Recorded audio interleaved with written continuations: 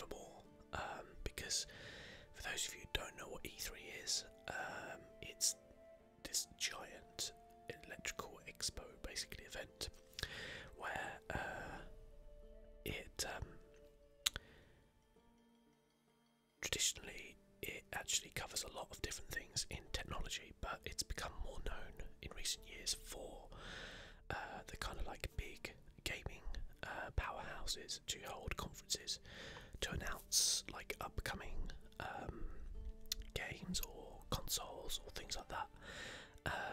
They have these big lavish press conferences or whatever they want to do, and they're generally pretty fantastic to watch, and a lot of exciting things happen in them as well.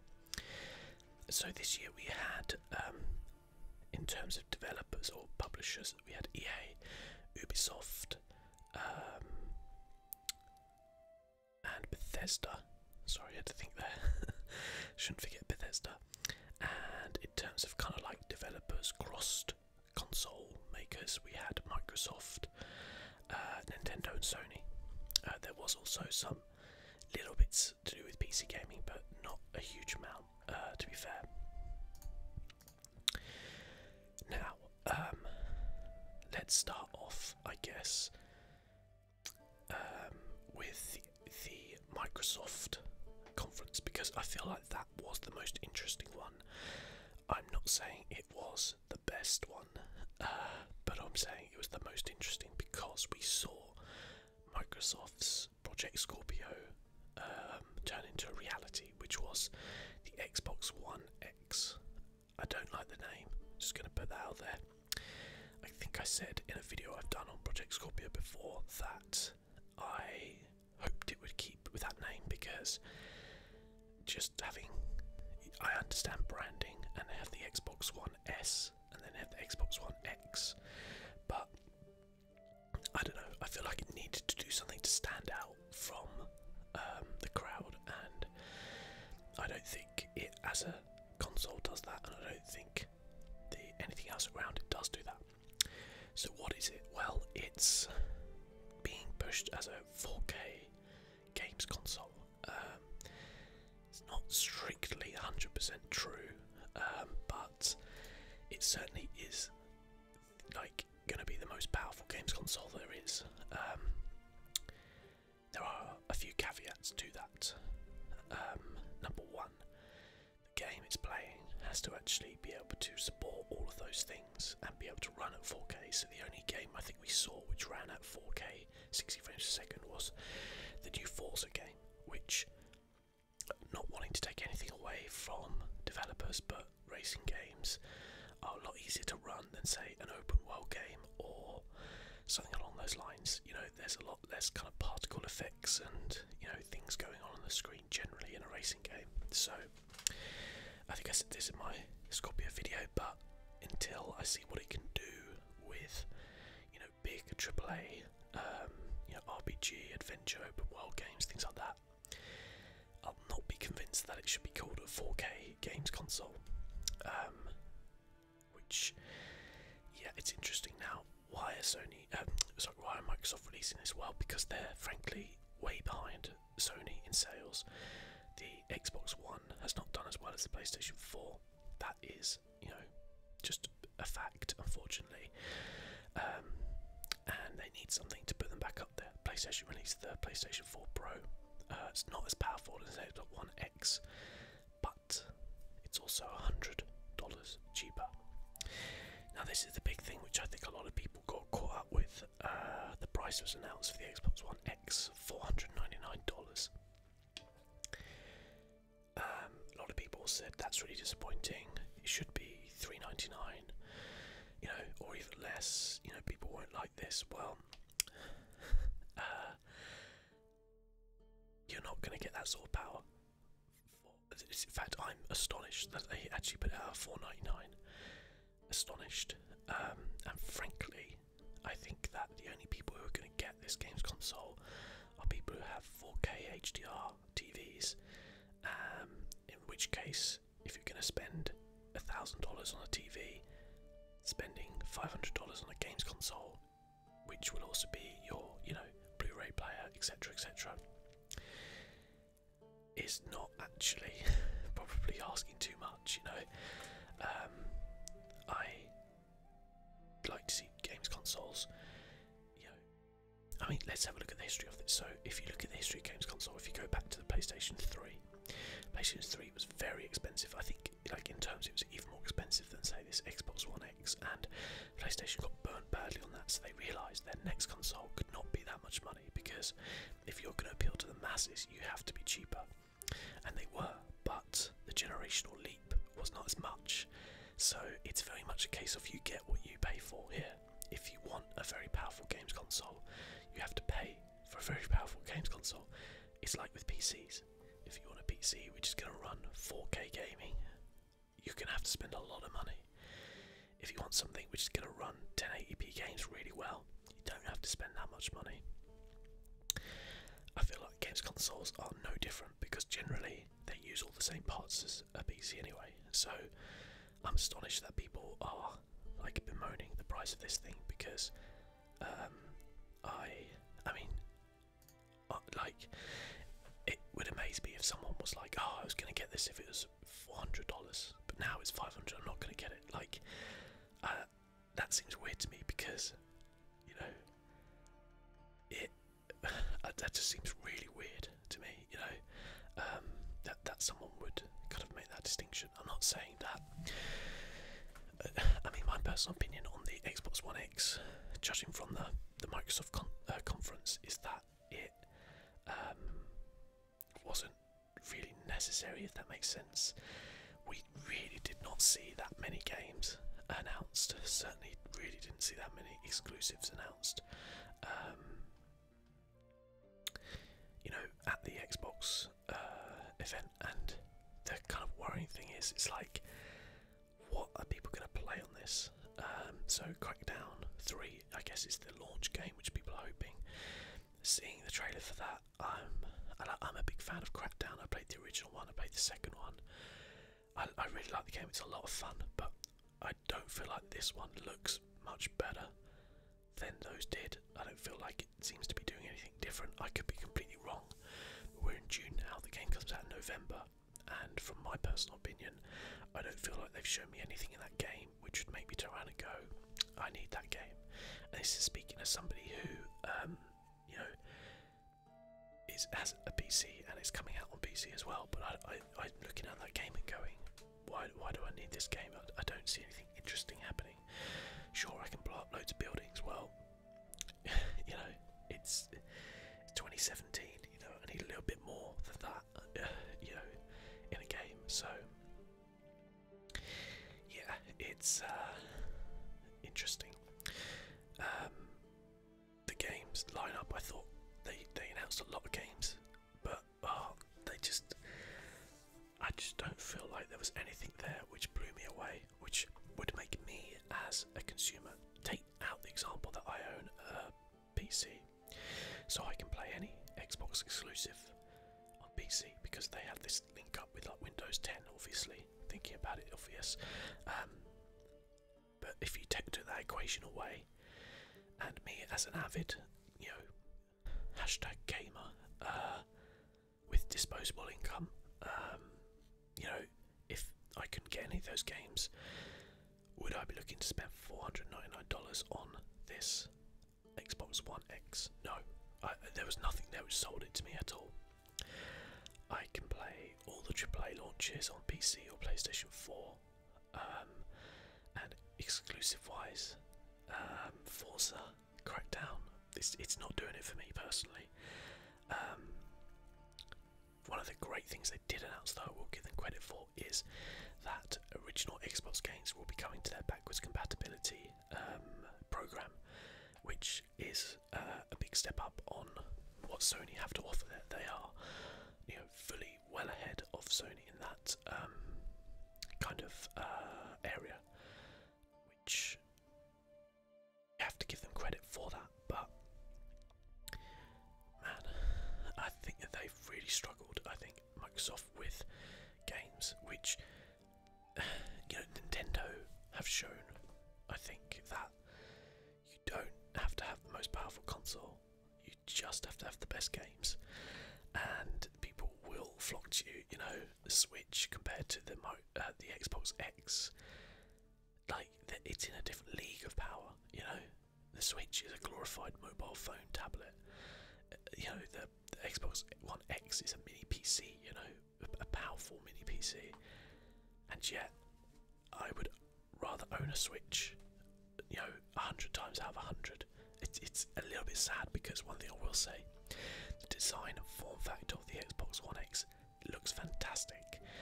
I think they've done a brilliant job on the design of it. The size of it is amazing as well.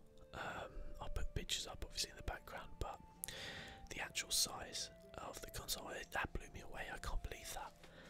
They managed to, you know, cram all this stuff in it. So as an engineering feat, I have to say, you know, great job. 6 teraflops GPU, 12 gigabytes of GDDR5 memory. It's a powerful machine, you know. There's a lot of people out there with PCs which are not that powerful, but if you haven't got the games for it, you haven't got the games. They did show off Sea of Thieves again, which I will say does look a lot of fun and very interesting, but it's one of those games where it looks like to get the best out of it, it has to be a multiplayer experience. Now, I haven't got a problem with multiplayer games per se, but I like more of the Destiny kind of model where you can go off and do your things that you want to do on your own. You don't have to rely on other people, because when you get to my age, people are busy. You know, it's okay when you're younger and you know you have a lot more spare time. People are busy, and arranging for friends to, you know, go online and do things is pretty sparse. You know, so it might be like one night a week. You know, 'cause a lot of my friends got kids and stuff like that, so you know we don't get to play very much, and you know have other things going on as well. And as a result, you know, trying to play a game which is kind of like what this looks like, which is very much, you know, multiplayer centric, it's very difficult. Whereas I like something like Destiny where it's like, look, I can go off and do what I want and do it on my own, and I can matchmake with other people, but when we do meet up we can play together and stuff like that. So again, it looks fun, it looks interesting, but would it make me buy an Xbox One X? No way, no way. They had a few kind of like third-party games which they showed off a little bit on Middle-earth: Shadow of War, which yeah, you know, looking good. I wasn't a huge like crazy fan of the first game, but I did like it a lot, so I'll definitely look into it. And Anthem, which I'll go into a bit later, because that game looks very good. But again, these are third-party games which will be available on PC, PlayStation, and Xbox. So you know that's not so good. Cuphead was shown off, which looks fantastic. Like the art style of it in this kind of like old cartoon style, you know, old Disney kind of like early days, real early day cartoon style. It just looks fantastic. It had a lot of like mixed stuff about that game though. From what I've been reading, people, when it was first announced, which was a long time ago, it was just a game where you fought bosses, and people loved it. And then people were like, oh, but there's no levels. So they added in levels, but then people didn't like the levels. So I guess we'll have to wait and see, but it's getting released on September 29th, which is not that far off, I guess, so that would be very interesting. I'll probably check that out, because again, you know, just to reiterate, all Xbox One exclusives are out on Windows 10. So you can get them in a Windows 10 store, so they're not really exclusives, because you can get them on PC. And Minecraft is getting a free 4K upgrade late this year. That makes me laugh so much. I mean, honest to God, I saw it, was just like, you realise that shader packs on PC were doing this like 5 years ago. It's ridiculous. It's free, so hey, you know, fair enough. And again, won't make you buy an Xbox One X. I'm pretty sure of that, but you know, if it's a nice little bonus, shall we say, on there. So yeah, that was, you know, there was lots and lots of little games. I won't go into every single one, and if I miss something which you really like, then, you know, leave a comment for sure. Because there was, I think they said they were announcing 42 games or something like that in their press conference. It's kind of crazy, and you know, there's some interesting things going on there, but I feel like Xbox One X needed a Halo or needed something there, and needed a big franchise launch on day one, not a Crackdown, not a Crackdown. Yeah, so I don't know. It's interesting anyway. We'll have to see more. As I said, I think technologically, the Xbox One X looks fantastic. You know, specs look great. It looks great. I think the price point is fine. It's not amazing, but it's not unacceptable. I think it's fine. And yeah, you know, but as good as Forza 7 does look in 4K, I'm just looking at it here in 4K. It yeah, doesn't look quite good enough. Now, I will talk a little bit about Anthem, which was honestly the only thing of any interest to me from the EA press conference that they did, and they only showed like a little teaser there. They showed much more than Microsoft, I think. So the rest of the EA conference was basically Madden, FIFA, Battlefront 2, Need for Speed. It's not that those games don't interest me. It's just like I know I've seen all those things before. Sure, Need for Speed's new, but honestly, it doesn't interest me that much, to be fair. But I know, you know, anybody who's like Madden or FIFA, you know exactly what you're getting. Okay, it's nothing really of interest there. But Anthem is the new one they're doing with BioWare, and this time it's apparently proper BioWare, not some satellite BioWare that made Mass Effect Andromeda. So what is Anthem? Well, it's the kind of vibe I got from it was definitely Destiny style. Kind of like it looked. Also, it reminded me, to be fair, of Mass Effect Andromeda a bit, especially with the jumping mechanics and things like that. The trailer we saw looked fantastic, but they did that thing again where we saw it with Ubisoft's Division, where they have this kind of like fake chat going on, and it's not realistic in any way. Just don't do that. Just show me the stuff. You don't need to do that. So it's got very much kind of Destiny vibes, where it's this kind of like loot kind of shooter. It's third person though, not, you know, first person. Seems to be, from the gist of what we're getting, it's this city which is, you know, walled in, and you play you know, one of these people who's responsible for defending that. The difference being that you have these kind of like mech Iron Man type suits, which look really cool, by the way. And the other difference is it looks a little bit more open world. So I think very much Destiny crossed the Division. Destiny's it's kind of sci-fi feel, and Division's kind of open world thing, but a lot more going on by the looks of it. What we saw, the bit which amazed me completely, was when they went underwater, and I was like, oh my god, this looks incredible. And again, looked kind of a little bit like it had that kind of jump in, jump out mechanic, where it's like you can do stuff on your own, you can team up with friends, all that type of stuff. But yeah, I think that could be something to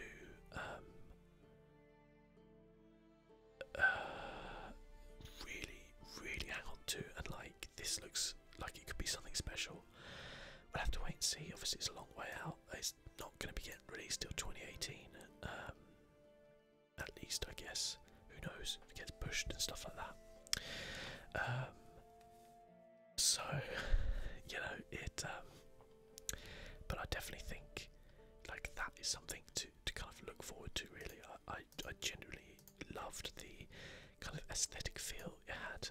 They showed the person getting like this legendary type weapon, which was really super cool. And the world itself looked, very, very nice. Now, sure, we don't know yet if it's just going to be that one world, or if you're going to go off and do other things like you do in Destiny or whatever. We don't know any of that yet, and I doubt we'll know much more. But for me, I think that was probably the game that had the biggest impact on me on E3, where I was like, I knew nothing about this game. There was rumours of this kind of new EA kind of franchise or new IP, with BioWare, but we didn't know anything about it, and to kind of see that was really cool. So very, very excited with that one. I guess moving on, we'll talk now about the Bethesda conference. Now, Bethesda, many people who watch the channel know Bethesda have a very special place in my heart because they've released games which I just completely adore. The Elder Scrolls series, Fallout series, things like that, as well as other games that I perhaps don't have as much affection for, but really like Wolfenstein, Doom, things like that. And they have their own press conference. I'm gonna admit, I was hoping to hear something about Elder Scrolls 6, but I didn't think we would. I thought maybe we might see a tiny little teaser, like a title screen or something, but not yet. According actually to, I think it was someone there, I can't remember who quoted it now. Oh, it was Pete Hines who did the, he's like their PR guy, I guess, and he said they haven't even started working on it yet. So that could be like industry talk where they have started work on it, they just don't want to announce it, or it could mean that they have the whole concept down and they just need to get programming, or it could mean that they have literally not even thought about it yet. But boy oh boy, I want that Elder Scrolls 6. But what did we get? Okay, so very, very interesting. One thing I was very pleased about was we got to see a bit more Fallout 4 VR. What I'm very worried about is they only showed it for HTC 5, and I've got an Oculus Rift, so that's really, really bad. And they also showed a Doom kind of VR, which was slightly different. So the Fallout 4 VR actually seemed to have full movement and everything going on. Doom seemed to have this kind of teleport system, which people can often find that that's a better way to experience VR because it can often lead to less motion sickness. It obviously does depend on what you're going. I mean, if you see this channel, close down in November because Fallout 4 VR's come to Oculus Rift, then you'll know what's happened. I'll just be living in that world now. That looks very cool. Now, funnily enough, they actually, I mean, it wasn't Bethesda who announced it, but it was PlayStation who announced Skyrim VR, which, man, that game just won't die, will it? I was quite shocked at that, actually, and actually not in any way really that excited about it. I've been really excited for Fallout 4 because I feel like with the guns and stuff like that, it has a better feel for VR. And the world itself, I've always been very excited by Fallout VR, but for some reason Skyrim VR, I was just like, oh, come on. Now, they announced it at the PlayStation conference, and I don't know if it's just going to come for PlayStation or VR, but I'd imagine if it's coming to PlayStation VR, it will come to the others, because technically PlayStation VR is the weakest. But, I mean, interesting, certainly. I'd like to try it out, but, yeah, I guess we'll wait and see. Also at the Bethesda conference, they had some very interesting trailers. They showed The Evil Within 2. Now, The Evil Within was not my kind of game. Releasing it on October 13th this year. It looked amazing. Like, the trailer looked really good. Don't get me wrong, I'm not a big fan of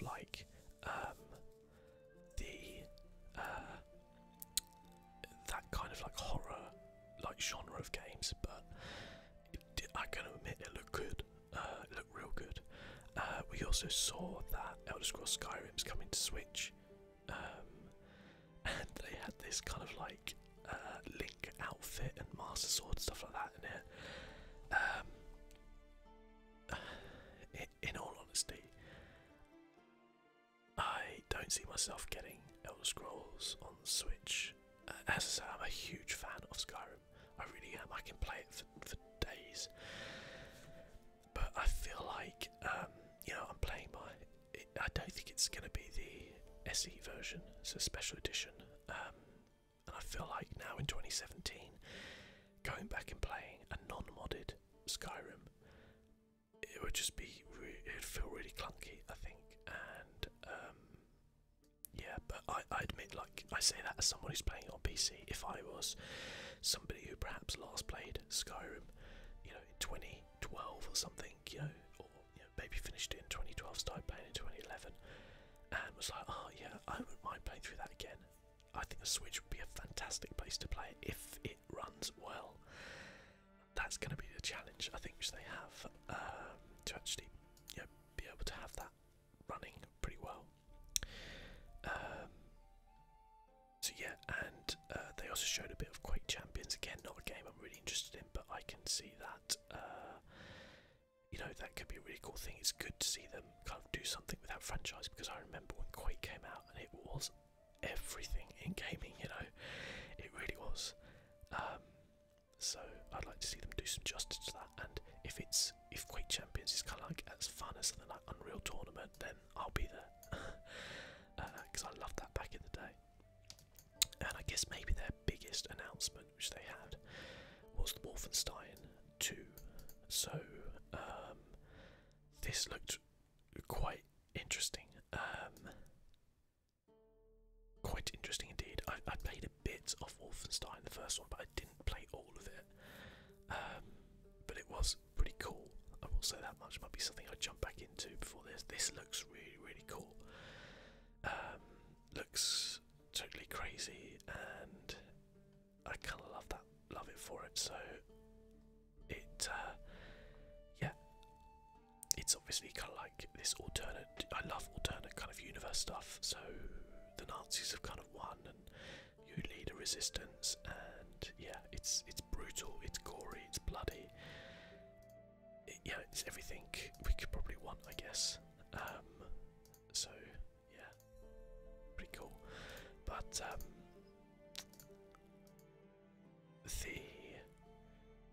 yeah, I think overall, I would have to say that as a Bethesda fan, I wasn't disappointed in their conference, because it feels unfair to be disappointed that someone doesn't announce something, because it's totally their thing to do.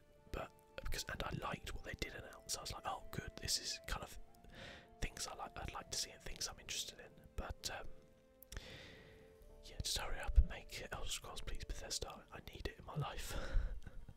I need it. So let's go on to the Sony conference. Now the Sony conference is always one of the ones I look forward to most, because honestly they usually like nail it with everything, and I actually think it was potentially the best conference that we had. As I said, I think Microsoft was very interesting because of the console launch, but I liked what I saw with the Sony stuff. Now we didn't really get that much new, so we didn't get any like massively new announcements. Shadow of the Colossus is kind of been remade, and that looks really cool. I didn't play the original one, so I would be all over that one. I heard the control scheme was horrible in the original, so hopefully they will fix that. But yeah, we saw more of Spider-Man, which looks amazing. God of War, which I was a bit lukewarm on, but now I'm totally sold on that, because that looked incredible. I love that type of game. I will be all over that. Again, it says early 2018 for God of War, so yeah, there's a lot of stuff coming out early 2018, put it that way. I don't think we got an announcement of date for Spider-Man, but I think it just says 2018 generally, so that's fine. Same with Shadow of the Colossus, actually I should say that was 2018 as well, I think. Saw a little bit of Call of Duty of exclusive content. Sorry, for PlayStation, which it did with Destiny 1, so it's no surprise. I feel sorry for Microsoft Xbox owners. I absolutely hate it when game companies pay for exclusive content for a particular system. I just think it's a horrible business practice to turn around and go, oh, because you got it on that system, you have to wait 6 months or a year to be able to play this content. It's horrible. Like, it's so anti-consumer that I just hate it. I wish they wouldn't do that. I really, really wish they wouldn't. I understand their business reasons for doing it. I'm sure it's very successful with Destiny 1 when they did it there. But as I said, like, as a consumer, I just think it looks horrible. It really does. Yeah, so as I said, kind of God of War, Spider-Man for me with two really big takeaways there. Oh, Detroit as well, actually. Sorry, Detroit is this kind of like I guess like looks very like free choice kind of game where you make different choices and then it leads down different paths, and it's set in a world where in the future where androids are a thing and they are fighting back basically. So yeah, looks super interesting, and again I think that was 2018 as well. So not much Sony stuff coming out in 2017, which isn't great, but I guess from their point of view, what they've got coming out this year will be like you know, a lot of third-party stuff coming out. Which I guess is we've had something like Horizon, which by the way they announced some story DLC for that, which is cool. They also had Uncharted DLC as well, which had already kind of been announced. Anyway, we saw a bit more of Days Gone as well, which is this kind of interesting, kind of like looks like a cross, kind of looks like a cross between Sons of Anarchy and The Last of Us, which is a pretty cool blend in my mind. But I think what they showed us this year was a lot better than what we saw last year. So it showed a lot more kind of strategy involved and things like that, rather than just plain shooting and things like that. So that game I'm looking forward to. I think that looks really good. Definitely. Yeah, as I said, Horizon Zero Dawn, The Frozen Wilds. Looks very good. Oh, we saw Monster Hunter coming back to PlayStation 4. I played that on the PSP way back in the day and loved it. It's also coming to Xbox and PC though, so it's not like an exclusive or anything. But looks pretty good. That will be being checked out for sure. I like Monster Hunter. It's very hard, but it's very good as well. Definitely. And they also showed off quite a lot of VR games as well, which is very cool because while I don't have a PlayStation VR, like I know that you know, one of the frustrating things with VR is like you don't know if it's actually going to be supported or not, but it looks like PlayStation really are supporting it as well. Not only did we see obviously Elder Scrolls Skyrim, as I said, we saw some other interesting games as well, and not just things like you know, not just, oh, you see through the eyes, move your head. There look like some interesting stuff going on. There's a game called Moss where there's like a mouse, a little fighting mouse thing, an actual animal mouse, and yeah, it kind of looked cool, like you were kind of controlling the camera sort of thing. There is a VR game, I forgot what it called now, but I played it. It's very similar to that, and it's a lot better than you might think by just watching a trailer. It's actually a really cool kind of thing that happens there. So yeah, just some pretty cool stuff I think going on from PlayStation. One thing I will say is that they, as I said, there was no big new kind of announcement of like, oh, we've got this. It was really the same, I think, at Xbox as well. Nothing like, it kind of felt like they had announced everything last year and then they didn't have anything left to announce this year, and it was a bit like, oh, this is a bit awkward.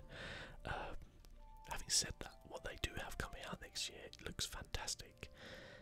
You know, I mean, I with things like the Spider-Man game, God of War, Detroit, I don't understand why people would get an Xbox over a PlayStation.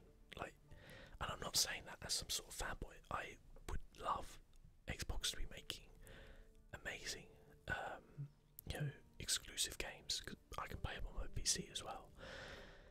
I used to have an Xbox 360 and I loved it, but I don't know what's happened to them. You know, when Super Lucky Tale or whatever is your launch game, which by the way, I played Lucky Tales on Oculus Rift and it's a lot of fun, but it's a lot of fun because it's a platformer with VR.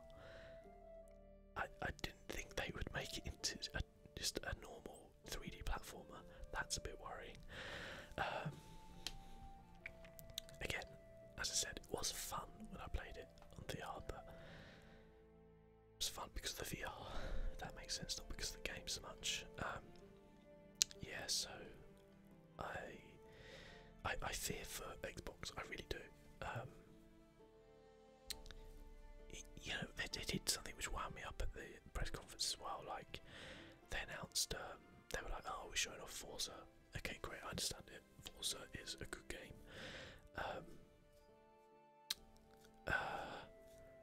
And then they announced that they had this like partnership with Porsche, and then they announced this like new Porsche. Oh, it's exclusive. We're announcing this new Porsche. And you're like, no one cares. You know, like, okay, it's not fair to say no one cares, but a very small fraction of your audience watching this cares. You know, I don't understand the thought behind that process of like, yeah, it's crazy. I mean, don't get me wrong, you can, you know, the fact that you have like Forza playing in 4K 60 frames per second should not be underrated, but you know, and it looks good, it looks real good, but we'll see, I guess. Next up, Ubisoft. Ubisoft's actually interested me a lot as well, a heck of a lot, with what they were doing. So, Far Cry 5 is a game that I am really looking forward to. It looks very, very interesting. I love the kind of like plot line-ish of it. The fact of being this kind of,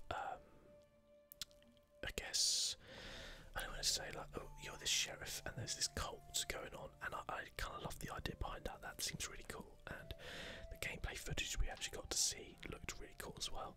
Obviously, it's Far Cry, you know what you're getting. But yeah, no, I think it looks pretty cool actually. So Far Cry 5 is very much on my radar, but again, we did know about that. Assassin's Creed Origins as well, the most leaked game ever. It's coming out on October 27th. I'm a big Assassin's Creed fan, so I'm looking forward to that a lot. I wouldn't say I'm as stoked for it being in ancient Egypt as I was for something being in, say, London or Paris, but certainly I think it looks really interesting, and I'll be there definitely playing it.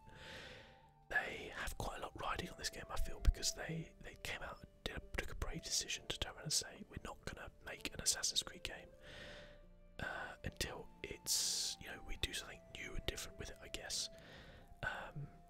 So I think people will be looking at that, ready to turn around and go, oh, you know, you've taken an extra year off, let's see what you can do.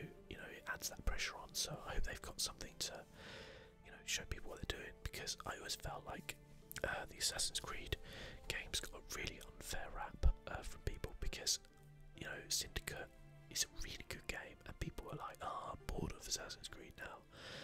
And it's like, apart from a couple of them, I guess, which were probably mediocre, they were all really, really good games, and I think it feels a little bit selfish for people to be, or a little bit entitled, shall we say, to people being like, oh, why can't you give me something new, you know, when people kind of lap up FIFAs and Maddens and NBAs every year, when it is literally like tiny changes that happen every year. And I say that as someone who buys it myself. You know, when those games should take a year off and actually think about doing something different for consumers instead of just charging them, you know, 50 quid every single year for a slightly updated roster and tweaked graphics, you know, showing new tattoos on players, things like that. When you know, it's a shame. Anyway, that's my rant on those over with. But yeah, it looks interesting though. You seem to have this kind of like eagle buddy. I wonder if there's like anything else you get. He can allow you to scout things and stuff like that. I did kind of wonder about like verticality and stuff like that, because that's something which Assassin's Creed's always done well on. And if you think like, if you're going back to ancient Egypt, it's not like they have big, tall kind of buildings or anything like that going on. So obviously the pyramids, but you know, not like kind of the streets of London or Paris or wherever. So I was interested to see what they do, but it does look really interesting. With what we've got going on there, but again, it's tough to. I feel like it's going to get banned because people just be like, "Oh, it's just an Assassin's Creed game," but it's like, yeah, but an Assassin's Creed game is good, so yeah, it's a difficult one because I didn't see anything in that demo which turn around and maybe go, "Oh, that's different" or "That's new," But if they, if they can tighten everything up, give it a really good story, put a few new things in there, then yeah, it could be onto a winner there. Mario and Rabbids Kingdom Battle is coming to the Nintendo Switch. Weirdly, I'm really looking forward to this game. When I first saw it, I was like, what the hell is this? The first kind of trailer they showed, I guess, or first gameplay stuff they showed, did not do it justice. It's actually kind of a bit like XCOM, which is so weird. Mario crossed with XCOM with these weird rabbits which dress up as Mario characters. It's weird, but it's so crazy it might just work. But I'm gonna say I like the look of it. I really did. It's on my radar for sure. I love the way you can do like combos and things like that. There seems to be this kind of leveling up system as well. Each character has like unique powers and things. And I'm just like, wow, this actually looks really interesting. A sort of strategy type thing, turn-based. We've not seen this like when I think it was they had Miyamoto there, which was very cool. And he came out and he was like, oh, I said they can use Mario if they do something different that we'd never seen before. And I thought, oh, that's just like marketing PR speech. And then they did. So fair play to them, fair play to Ubisoft for getting a Mario license and being brave enough to turn around and be like, yeah, we're just going to do something really different. So I'm looking forward to that a lot, actually. I think playing that on Nintendo Switch is like the perfect place to play it. I can play it in bed. Yeah, looking forward to that one, definitely. Weirdly, it's probably the game I'm most looking forward to at E3. I think it's coming out this year as well. Let me just see if there's an announcement date. Yeah, August 29th, so really close actually. So yeah, that's probably the summer game I'm looking forward to most, weirdly. Although I'll only be able to play it for a few days and then Destiny will be out, but never mind, don't think about that. And we had Skull and Bones, which basically what happened was Ubisoft went, hey, you know what, Assassin's Creed everybody loved, Black Flag, you know what they liked about that? They really liked the boat combat. The unfortunate thing is it took them like 4 years to realise this. I am a kind of self-confessed like sort of naval geek, okay, probably because I grew up on like the south coast in England, which is, prime kind of like Royal Navy kind of area, and England's obviously got a lot of history with that kind of era. And I've always wanted a really good kind of like, not necessarily pirate game, but just really good kind of like interesting, tactical almost,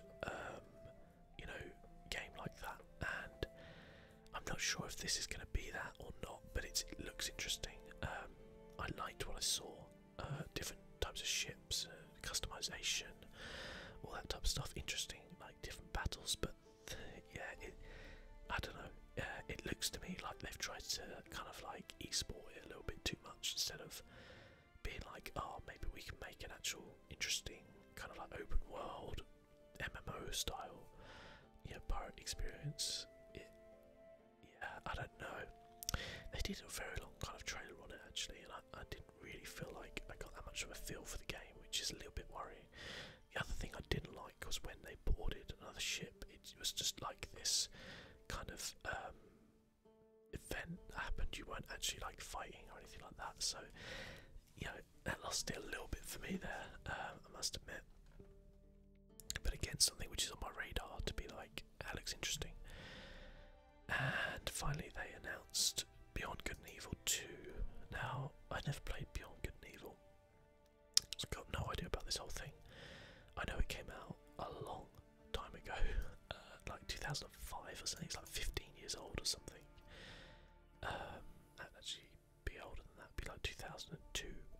It's ridiculous. And all people saw was this cinematic trailer, which, by the way, looked incredible. But I mean, who knows when the hell that's coming out? That's the kind of thing which I feel like they shouldn't show at E3. Do you know what I mean? I don't mind announcing games and stuff like that, but if you game, it's like, oh, what was that game that came out last year? Last Guardian, sorry.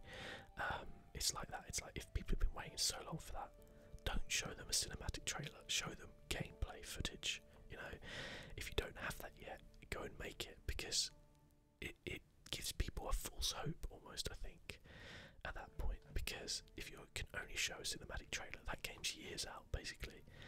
So, yeah, we'll see, I guess. I mean, if they manage to do something as cool as that trailer was, it looks like it could be fantastic, but we'll see. We very much will see on that one. I mean, yeah, that's the sort of one where I'll be like, look, put it in a box, show me again when you have something new to show me. Death Stranding style, I guess. And I'll just get on with all the great games that are coming out before that happens. So I guess last, but most definitely not least, we have Nintendo. Nintendo, you know, I think, for me personally, this was actually one of the best little presentations, certainly the shortest one. They don't do like a big press conference, they just do like a recorded video thing and stuff like that, which, fine, they do their own thing, they always have. But we actually had some really interesting stuff announced for Switch, so showed a bit more of the Legend of Zelda DLCs, which, yes please, can't wait for those. I think the first one's actually out very, very soon, which is slightly scary. Let me just see if we have a date on it. So the second one, they're saying holiday 2017, so still this year. Yeah, I can't see a date, but I'm pretty sure they showed it, and I was like, oh shit, I need to start finishing Zelda. But yeah, it looks pretty difficult actually, this Trial of the Sword thing. Like, Link had no armour and stuff like this, and could be interesting. But yeah, looking forward anyway to that. They announced Metroid Prime 4, which I've never played any Metroid games, so a lot of people were very excited about that. I wasn't one of them because I have no idea what the game even is. So I hope it's good. If it's good, then I'm excited too. But they literally showed nothing apart from to confirm, I guess, it was being made. I do know we haven't seen a Metroid game for a long time, so I know that's pretty exciting news for fans of that genre, which is cool. They also announced that we are getting a core Pokemon game. I kind of liked the honesty they had with it, where they were like, they went over to somebody, you know, like the head of the Pokemon, the leader of the Pokemons, and he was like, we are making this game. We don't know if it's going to be out next year, but bear with us, it is coming out. And I kind of actually appreciate that honesty to say, hey, this is coming. You might have to wait a little bit, but you know, it's coming. Instead of just being like showing a trailer and being like 2018 or something like that. I liked it. We didn't know no other details on it whatsoever. And we also saw Super Mario Odyssey, more of that. And by the way, that looks incredible. I cannot wait to get my hands on that. It really, really does, I think. I'm so excited to play through that game. Yeah, just like really, really cool, I think. The different videos you seem to go to, the fact that you seem to be able to take kind of almost like mind control different things as well. Just, it looks really interesting. It looks like it has a load of really interesting, new, innovative things going on with it, as well as that core kind of Mario experience that people love, you know. And yeah, that's October 27th as well this year. So I think they are kind of like knocking it out the park on Switch this year as well. They showed FIFA on Switch as well, which I'm like, why even bother? Like, you know, it doesn't even make sense. It's weird that some of the games I'm looking forward to most this year are actually on Switch. I didn't think I'd say that, and I'm saying that as a kind of like a hardened PC gamer who loves my graphics. They also announced a like Kirby and a Yoshi game, both coming out in 2018, and they looked really good. So yeah, I'm kind of like beginning to fall onto a Nintendo bandwagon here. That I kind of love. I love and hate their attitude towards video games, which is like, you don't need the power, you don't need the fancy graphics, you just need a damn good game to play. And I love that. But also I do like those fancy graphics. So, you know, I love their art style though. What they do with the Switch is, you know, fantastic. They're really clever, but I always kind of feel like, imagine if you could team up that, you know, Xbox One X with you know, Nintendo games. It's like, oh, one day, maybe we'll see that. Maybe we'll see Mario and Sonic go to the Xbox X Olympics. I don't know, but yeah, certainly very interesting. I think this year, as I said, no real kind of like mind blowing, like, oh my god, I cannot believe this. As I said, for me, the most surprising thing was Anthem. Looks really good. Not sure if I'm sold on the game yet, but if the game's brilliant, then it could kind of like take that name, if you know what I mean. It's a unique kind of name, so if it's good, and yeah, certainly like God of War as well. I wasn't on the fence of God of War. I was like, okay, this looks interesting. As someone who's never actually played any of them, I was like, this looks interesting. But having actually like seen that kind of gameplay stuff that they put up, I was like, wow, great stuff. I'm there. I'm all in. Oh, and I will say the Nintendo conference as well opened with possibly the most Japanese game I've ever seen in my life, which was Xenoblade Chronicles 2. I was like, this is a Japanese RPG, like in all its like heart and soul. This is Japanese RPG. I was like, that's incredible. So yeah, I'm not saying that's a bad thing either, by the way. But yeah, I think Nintendo have got a really interesting lineup for the rest of this year. We've got Splatoon 2. We've got obviously Zelda DLC. We've got Mario Odyssey. What else was I talking about? We've got the Rabbids coming out as well.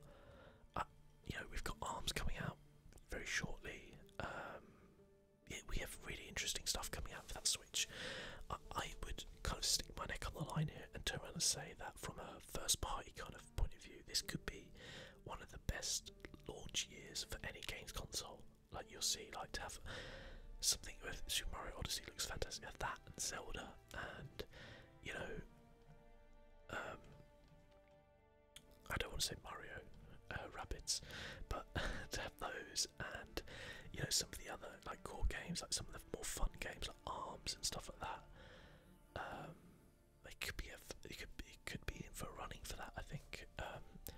But maybe I'll do like a video next year and talk about the Switch a year on, you know, and how it's doing. But it looks pretty positive. Everybody, you know, complained about the fact there's no games for Switch. There's no games, but the games we've got have been pretty good so far, so you can't argue with that. What do you want, 100 trash games or 10 really good games? You know, I'll take the 10 good games, I guess. But anyway, I guess that concludes my little look at E3. Again, if there's something you saw that you're excited about, let me know. I'm always intrigued to know what other people take from these things. And also let me know about the Xbox One X. I'm interested to know if anybody's like, yes, I'm definitely getting that. You know, it's there. This is exactly what I wanted.